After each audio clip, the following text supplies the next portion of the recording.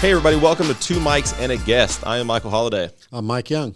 And on this podcast, we are going to talk to some really interesting guests and kind of delve into their path on how they've gotten to where they are. And it's really great for our students as well as community members to see this podcast and hear this podcast and get some opportunity and some insight onto these career pathways. I know a lot of times we see people, they're in their career and they're established, and we don't think about the route that they took there because there's so many diverse ways for people to get to where they're at. And it's going to be exciting to hear these stories and as we interview various professionals in different career paths and different careers. And speaking of which, this episode 1 that you guys are listening or watching right now is fantastic. We just finished up a few minutes ago, and our guest today, I don't know what, I'm kind of speechless. Craig Terry is a fantastic performer, world traveler, world-renowned, honestly, Grammy winner, and he's from right here in Tullahoma. And it was interesting, we're sitting here in the Old West Middle School, and he talked about going to school here.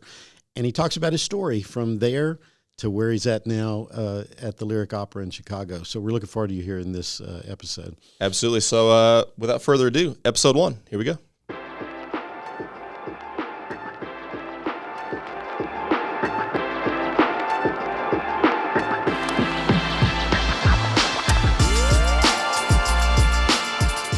Welcome, everybody, to Two Mics and a Guest. I am Michael Holliday. I'm one of your mics. We have a really special guest for you today. I'm going to turn it over to Mr. Mike Young. Mike, tell us about our guest today.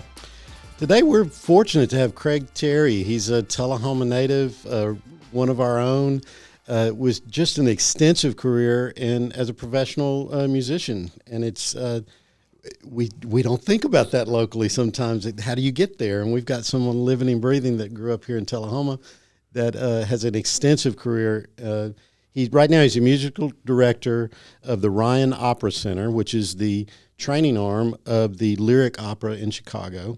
I'm fascinated to hear more about what that's all about. I think it's great. He has won a Grammy.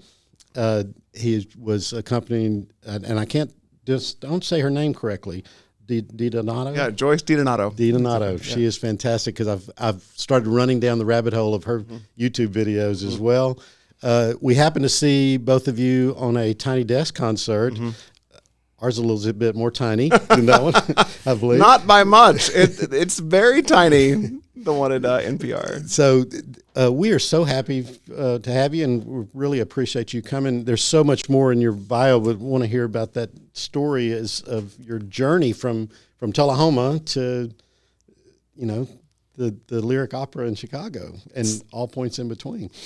Thank you. It's such a pleasure to be here with you two, and kind of surreal to be back at West Middle School. I was a student here, back in the 1900s. Oh, wow. And it's fun to see all of this here. It's kind of amazing what you guys have done. I went to school in Tullahoma. I was lucky enough to be educated in a place where the arts were important. Mm-hmm. And I had incredible arts teachers and incredible teachers in every academic discipline, I have to say. And it was an environment where learning and imagination were strongly encouraged. Mm-hmm. And as I look at my classmates from my time here, people are doing all manner of incredible things. But it all started here, and I think Tullahoma in that time especially was really good about singling out people and saying, what are you good at? Mm-hmm. How can we help you? How can we give you opportunities to get you to the next place? Mm-hmm. So, I was in everything musical when I was here. When I was in the 6th grade, my mother called Peggy Burton, who I adore, and said, I think my son would like to play for the choir at West Middle School. And Peggy was like, really? In the 6th grade? Is he going to do that? And then, she came and I auditioned, and we became fast friends, and she gave me every opportunity. I played hundreds of concerts in Tullahoma when I was here. I was in the band. I played the French horn, and I played for the choirs, for the high school choir with Ann Baldwin, and Dorothy Mahaffey was my piano teacher, and she was incredible. And,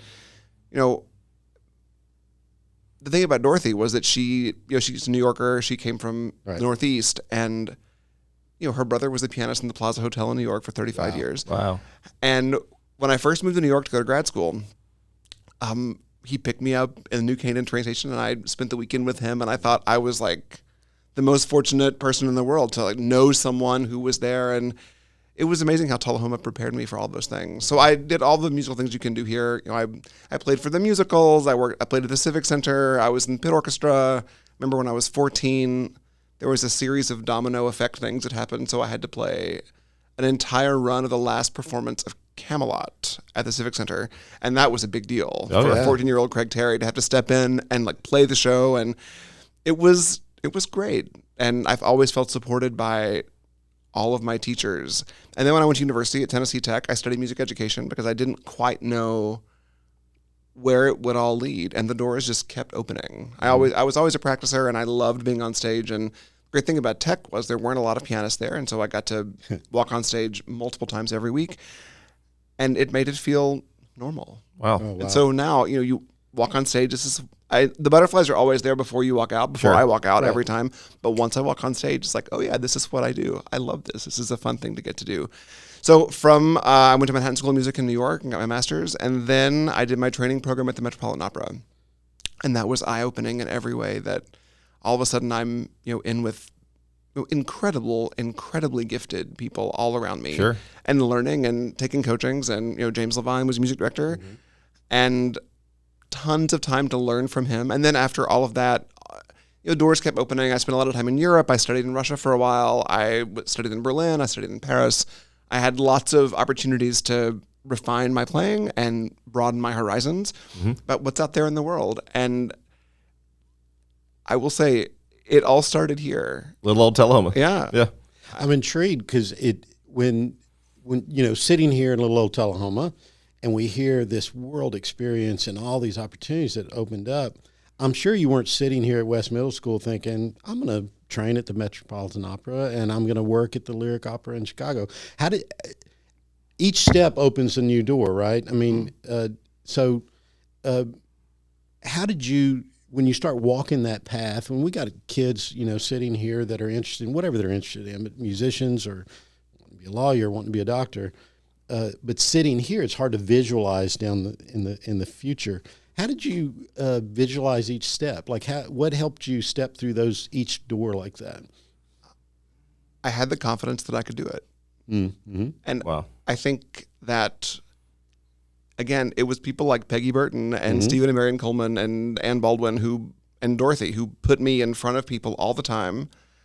And I got a lot of encouragement and a lot of support and a lot of people telling me that I could do it. I remember when I was in elementary school at Farrer, there were these children's books called The Happy Hollisters. And it was this family that traveled all over the world. I don't even know if they're still published. I have no idea. But when I was a kid, I always dreamed that I would get to travel and meet people and have that as a big part of my life. And I'm not sure where that came from. It was just kind of and I often think, or being in high school taking French, I remember I had Emily Habel, who was a fantastic French teacher at the high school. I remember her, really wonderful, like inspirational. And I remember we were there. One of our tests was to label the arrondissement in Paris. And I thought, when am I ever going to go to Paris? Right. And the first time I went to Paris, which was in like 1997 maybe, I remember sending Miss Habel a postcard saying, oh my God, thank you. I know how to, I was like, and I remembered enough to go, oh yeah, that's here and this is what I should do. And it was people like that. Those relationships, right? Yeah, people that encouraged us to go for it in every discipline. People, if you were great at science, all of a sudden you got, you had lots of extra help after school from Frank Van Zandt and Ronnie Murray and all the people who would take you to, the heights of whatever you do in science. Right. Sure. And there were many classmates of mine who had incredible talents in the way that they had them and were encouraged singularly to do that. And I hope that is still happening in all the way, and I'm sure it is. This is a very special place, and teachers are encouraged to inspire their students. Absolutely, yeah. I love that answer about the confidence of it. I've done a little coaching of soccer and those kind of things, and I noticed that for the most part, kids are in the same level. They have different levels of talent, but for the most part, they're right here. The ones that thrived were the ones that had the confidence when they started doing what they do, and I just think that's an important thing to instill in a student, but also to be able to have the confidence in yourself to be able to make that step too. I think that's a profound thing, and it seems like it's served you well in each step. It's been lucky. I went to Manhattan School for my master's. I was definitely not at the top of my studio in terms of experience or knowledge of repertoire or confidence. But I was always the kind of person who worked hard and was determined to make something happen. And I had a colleague at Lyric. This was a few weeks ago. We were talking about something, and I said, the fact is, we're in the Midwest. I was raised in the South, and the fact is, everyone here was the best person in their class. This is not. This is the kind of place where no one will tell you that, or no one will act that way, because we all are in the arts and we want to put out a good product and inspire each other. But at the end of the day, every person around you is incredibly gifted, and it's up to you to continue to deliver. Sure. It's not about what you did last year or 2 years ago. It's about what today is like. And I think for kids now, that's really important that, the A on last week's test is fine, but it's not about today. What do you think? How do you instill that personally? Like, it's always got to have those people encouraging us, obviously. And you've listed names that it's obvious they were impactful for you. How did you exercise that muscle personally to develop? Because again, a lot of times I see so many of our students, they're constantly comparing themselves to other people. That's what we do as humans, right? But to be able to exercise that thing and take charge of who they want to be, that's another thing. And that's the thing I'm trying to help coach them on is, what's your story? That's not your friend's story. What's your story? And how do we build on that? It's all about personal truth. And that maybe sounds a bit pop psychology, but I really believe that, like that as a person, as a human being, the more we can infuse our work and our dreams and aspirations with who we really are and not who we would like to be or who we can pretend to be, the better we'll do. I mean, no matter how hard I tried, I would definitely not have been a star player on the basketball team at West Middle School. That would not have been a thing that would have been. But, I was encouraged in the way that I was. And I feel like a lot of people can get stuck trying to pursue things that are not their truth or not what their best things are. What does someone else want me to do in my life versus what's true to them? That's a great point. And I find that that's the thing with really gifted young people. It is the most important. If they can say, I can put myself in this, if it's about music, I can, channel my own emotions through these words that someone else wrote and mean it. Sure. And that, I think, is what we're all after. As a coach, as a math student, as a choir member, all the things. I think it's really important. And, as adults, as you continue on, it becomes more obvious who you are and facing who you really are and putting that out there front and center, which I think is what makes the most accomplished people have their success. Right. Wow. I was fascinated reading over your bio as well. Like you've got your job, working as musical director there, but you've been able to travel extensively and perform and do other things as well. How much is that how much does that keep things fresh for you as well? I mean, my gosh, you're always doing a lot of stuff. It looks like. Well, the two big parts of my life professionally definitely complement one another. The teaching is really great for me because it keeps me from being completely self-absorbed all the time in the other part of my life. And without the performing, I think my teaching would be less informed. So I think it's good for the people in the Opera Center to see me travel all over the world and play in big concert halls with, fantastic singers, and then to come back and talk to them about what the experiences are and how we can best continue the art form. In that way. So for me, it's win-win. I mean, again, as someone who loves traveling, and especially in the pandemic times, right. From my last concert internationally was February 28 in Monte Carlo, right before the pandemic. And then, pandemic happens and there's no real traveling. Yeah. For me, it was the first time in ages that I, basically I was at home doing lots of virtual programming and lots of things for the camera and lots of programs. But then in January, I went to Spain to start playing concerts again in front of the public. And I will say it was a big deal psychologically to go and do it again and to walk on stage and think, oh yeah, I remember this. This is what I thought. And I think for every person in the arts, it was tough because there's a great book that Jamie Bernstein wrote about her dad, Leonard Bernstein, the famous American conductor and composer. Yep. And one of my favorite parts of that book, because she's brutally honest about what it was like to be his daughter and the difficulties and the joys and the expectations, all that. Yeah, exactly. And that's a big deal. And she said that if you're the performer, you go on stage every night and you're replenished by the audience in every way. If you were the caregiver to the performer, you have to figure out a way to replenish yourself. Wow. That's bad. And I found for most artists that I know, we had to really think about how we could start replenishing ourselves. So if you're used to being on stage, 4 or 5 times a week, you have this high. For me, the morning after a concert, I wake up early. I'm a morning kind of exerciser anyway, but the adrenaline you get and the endorphins and the feeling you get from doing that is so powerful and joyful. So I feel like that's been a big deal in the last year, is figuring out how we can replenish ourselves. Yeah. Wow. I'm curious. We talked a little bit before we started, and you talked about the creativity that the opera and the other folks have had to do because of the pandemic. So there was some agility there that these organizations either developed or had and got to exercise. Can you speak to that a little bit? Because a lot of times we feel constrained maybe, and this is what I do. But having to flex there, it exercised some new muscles for the organization you work for, but for you as an artist and other folks, right? Absolutely. I'm sure for the two of you, it was the same.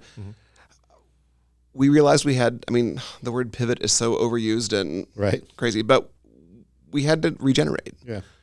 And it was fun to have those creative opportunities to collaborate with our colleagues and say, what can we do? So for the first 5 weeks of the pandemic, Hugh and I, we recorded a video every day because we could make music in real time. And we developed a really good following in terms of what that was. And the first live program that I did was in, I guess, early May. So maybe 6 weeks, 7 weeks into the pandemic. And a production team came to our apartment and we broadcast live from our place. And we had to cobble together, I'd make a track and then people would sing along and they would edit it together. And then we hosted live from our apartment.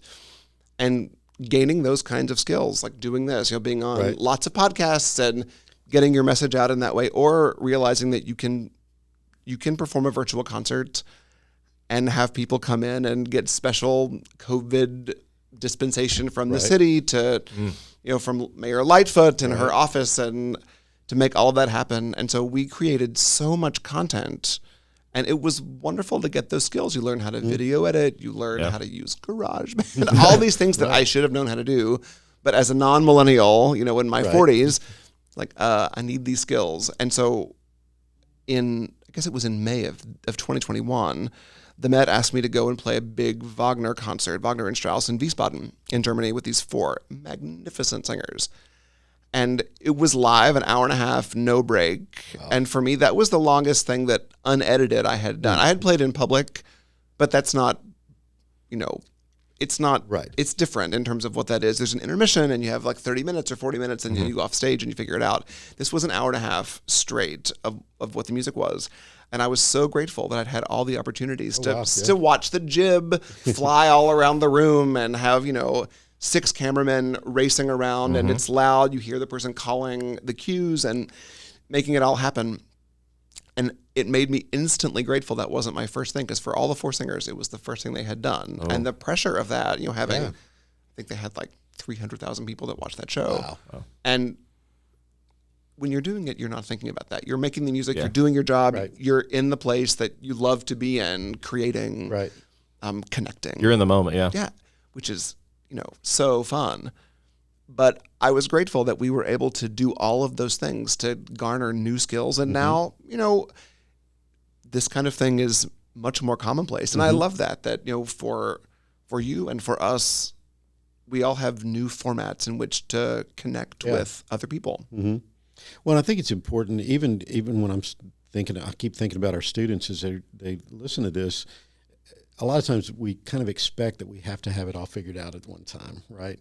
And you work those muscles as you went, right? Each step of the way prepared you for that hour and a half concert, right? I mean, that's the way that works. But then also being able to pivot, like you said, and do those things as an organization and personally, it's amazing how that works out. And how I think it's as I keep thinking about being back at West Middle School and what that was like, Right. and how much I loved being here. Mm-hmm. I mean, my teachers were fantastic, and Peggy gave me, endless opportunities to play the piano. Mm-hmm.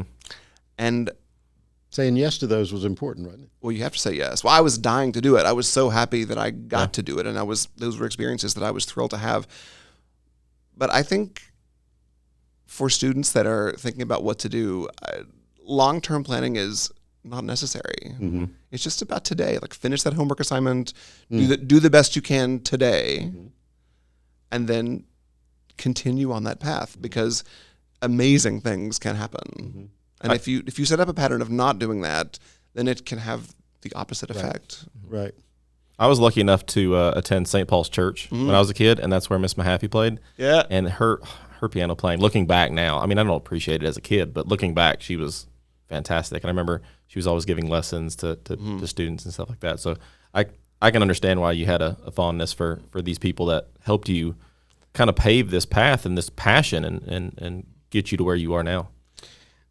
I'm just still amazed at and I don't want to move past it too quick, because the saying yes to an opportunity is a big deal. It comes easier for some than others, right? And again, confidence thing that you talked about, but being able to say yes and willing to fail if you do, I mean, that's a big part. It's not, if they wait till it's perfect, they'll never say yes. I'm still waiting for that. Yeah. Right. I just think that's an important muscle to build, is to be able to take those opportunities and move forward with it and do your best you can with what's right in front of you. And your level will continue to improve. But it's true. If you're a perfectionist, I hate that word. Yeah. Because inevitably it means failure. Right. Right. And for myself, if I think in those terms, I'll always walk off stage and be disappointed. And that you have to be honest and look in the mirror and say, what am I good at? How can I be better? How can I get better today? And that's really important in every in every aspect of your life. Reflection, yeah. But at the same time, just say yes. Go for it. Try. I mean, what's the worst thing that can happen? The New York Times is not going to come and review your, whatever. Right. It's a different thing. Well, I know you've got somewhere you need to be at 11, but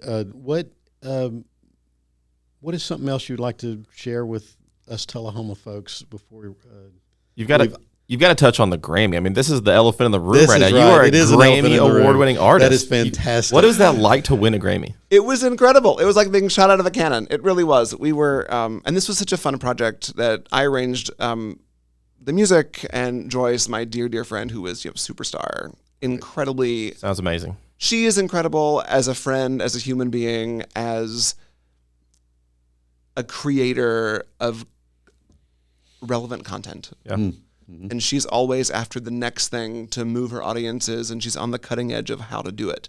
I've always been a huge fan of hers, apart from we've traveled all over the world together. I mean, we've been, in South America and all over Europe, and she was in Spain with you, right? She was exactly. I'll go back to Europe in, I guess, 2 weeks to do more concerts with her. But she's really incredible. So one night we were kind of playing around, and what I love about, because I played in a lot of different styles. My dad's family are all bluegrass pickers and players, and so I learned to play by ear before I learned to read. Wow. But I could always kind of play. I mean, it was not things that were difficult, but I could hear something and kind of make it happen. So I thought we could if you take Baroque music that was written before, 1700, 1750, basically what people would do was improvise. You'd see a melody and people would play under it, and there were numbers to tell you what the parameters were, but you could improvise. And I thought, for jazzers, they do the same thing. They look at a melody, they improvise under it. I thought, so what if we take Baroque music and we present it in a modern way and arrange it for jazz quintet plus bandoneon? Because we'd been in Buenos Aires in 2016 at the Teatro Colón, which is still the largest theater I've ever played in. I think it seats like 6,500 people. And we did 2 consecutive nights there that were sold out. And like 6, you look up and you think, it's like the sky. I mean, it's so far away. And we tried out three things that we had talked about when I approached her with the idea, and the audience went crazy. So fast forward a year and a half, or I think maybe it was 2 years after that, we recorded it at Skywalker Ranch, which is where where George Lucas, all the soundtracks to Star Wars and all the whole franchise were recorded there. You walk in and there are endless Oscars and Grammys, and it's like, oh, what am I doing here? Like, how do you get here? And we spent a week in a very, very intense music camp for me. Like every morning coming up with new, like having to produce new charts and to get the jazzers and and all of us on the same page so we could create something. Because the jazzers, who were incredible, they're all amazing. And they pride themselves on knowing every tune, right? But they didn't know these tunes because they were written in 1675. So that was the idea for the project. And then by incredible good fortune, we were nominated, and then we won. And so Joyce and I went to LA. This is right before the pandemic. This was late January of 2020. And we go and we sit there, and it was fun to get dressed up and do the red carpet thing, and there are tons of photos of us, and it was a really good time. And then we won. And when they announced, it was incredible. Like we walked up onto the stage, and there we were doing our thing, and then the whole round of if you win, like the gauntlet of the press and photos and interviews and all of those things. It was pretty amazing. And then we were up very late. I'm sure. In Los Angeles that night after the awards. It was really fun. And, when it arrived, the physical Grammy arrived in mid-pandemic. It was like a Monday in June. It was this brief little parting of the clouds. It's like, hooray, this has really happened. It was an incredible experience. I gotta say, it's got to be set somewhere prominent in the. So we have an arc lamp underneath it. So it's like we have has a marble base, and it has a big arc. And and it's over the piano. So absolutely. And so it's on the marble base there. So it's a little bit, you notice it, you can see it, but it's not like in a shrine or anything. You're a better man than me, because I would have it right there, right at the front door. I'd take it on every vacation and just get a photo everywhere. Hey, don't forget. Yeah. I probably would have brought it with me today. So no, that's fantastic. It's so interesting hearing you say that about the Baroque music and the jazz musicians. I had a conversation honestly with a guy that plays bluegrass from Moore County. And we were I love jazz, and he was talking about the similarities of bluegrass and jazz from that improvisational standpoint. It was fantastic to hear him talking about it, and I haven't listened to that record, but I want to go listen to it now. It was such a fun project, and we toured it. We were supposed to tour it a lot, and in the COVID times, things sort of shifted around. But the first tour we did was really fun. We did it at. For Live at Lincoln Center, I guess, for PBS. And it was kind of an incredible, I've done that a few times, but to watch the audience kind of connect the dots is kind of amazing. And I think that's what we all try to do as musicians and artists and people. We try to invent new things to catch people's ear in a different way, or to help them really connect some dots that we can help them connect. Yeah. Wow. I so appreciate you coming here, because that's really what we're wanting to do with these students, is they come from the middle schools here in town and connect the dots with this career, and to be the humans they were created to be. That's that's all part of it. It's going to show up in different careers and different ways to do it, but I think that connect the dots is a great thing.